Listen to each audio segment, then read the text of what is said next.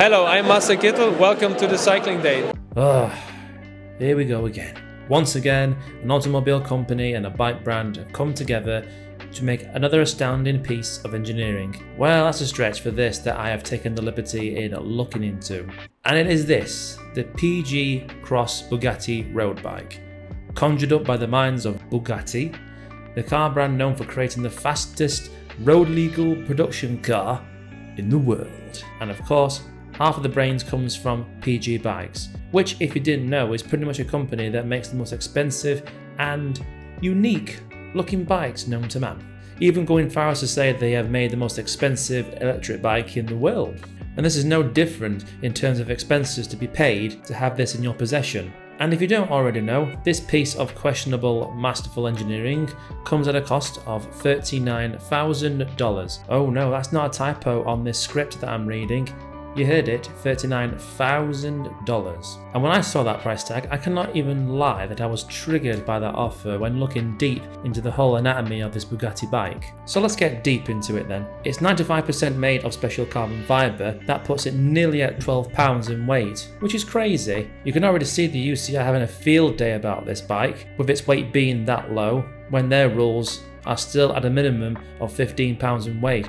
Still outdated and still needs to be changed. And this weight is likely achieved by from what looks like Milestone lightweight wheels, which I'm sure if you've played Zwift, you know that these are the super sleeky, fast uphill wheels that you always wanted. Even if you were going to use these wheels, you could literally buy yourself a 2-week holiday in Dubai rather than buy these. So you'll probably be asking right now, is it a hill climb bike then? Well, you probably can climb it, if you're very strong, because this bugger comes with a single speed drive chain. Some good points can go to this bike, with the system it uses where it will need little maintenance. Of course, FIXIEs need a little maintenance, but with the material of the chain driving the bike, there really is little need for fear for rusting and other problems that you get with ordinary chains. But don't get your hopes up, that's as far as I'm going to go with the positives of this bike. Moving on to something interesting, the brakes. They use the outdated but also still useful rim brakes. But get this, there's only one and it's at the front.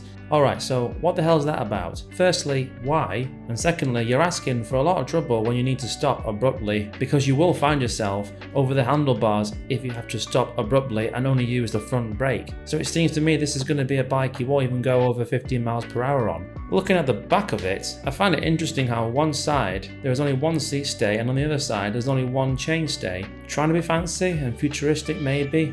This looks like to be an overpriced commuting bike where you're paying for more weight than the overall functionality of it instead. It really does go to show when you look at it based on dollars per kilogram. For this, it'll be $7,222 per kilogram, which comes up to 5.4 kilograms in weight. Now that is some result when you put an ordinary FIXIE next to it, which would cost about maybe $500 at least, and it might weigh about, let's say, 9 kilograms on average. That is about $55 per kilogram instead. So, a massive difference, is putting it lightly. So to put it mildly, this bike is simply for the out-of-touch, Oscar-winning, multimillionaire Hollywood elite that can burn as much money as they want at this point. Because for the average Joe, you could purchase a nice Range Rover Evoque for that and still have enough for a holiday in the Canary Islands for a month, to put in perspective. Well, I hope you enjoy me picking apart this thing to pieces, but do any of you guys watching this actually would even ride this bike? I would like to know, but I know for a fact that I would rather climb the Angler roof 30 times on a clown bike like these before I own this bike. But do tell us what you think. It will really help us out if you liked this video, and of course subscribe to this channel where we do a lot of videos of tech, as well as our main channel as well. Please sub to that one where we discuss a lot concerning the current season.